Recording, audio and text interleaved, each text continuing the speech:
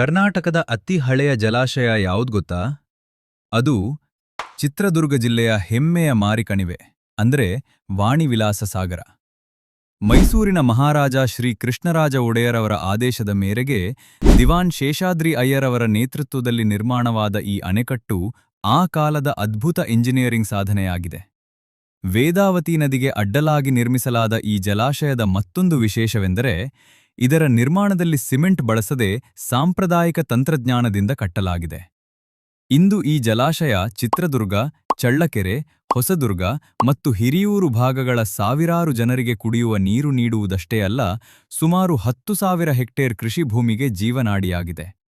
ಇದರ ಮತ್ತೊಂದು ಅಚ್ಚರಿ ಏನೆಂದರೆ, ಮೇಲಿನಿಂದ ನೋಡಿದರೆ ಈ ಜಲಾಶಯದ ಆಕಾರ ಭಾರತದ ನಕ್ಷೆಯಂತೆ ಕಾಣುತ್ತದೆ.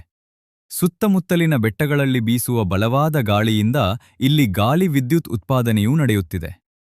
ಒಂದು ಅಣೆಕಟ್ಟು ಸಾವಿರಾರು ಜನರ ಬದುಕಿಗೆ ಆಶಾಕಿರಣ. ಅದಕ್ಕಾಗಿಯೇ ವಾಣಿವಿಲಾಸ ಸಾಗರ ಚಿತ್ರದುರ್ಗ ಜಿಲ್ಲೆಯ ಹೆಮ್ಮೆ ಮಾತ್ರವಲ್ಲ, ಕರ್ನಾಟಕದ ಐತಿಹಾಸಿಕ ಅಮೂಲ್ಯ ಸಂಪತ್ತಾಗಿದೆ.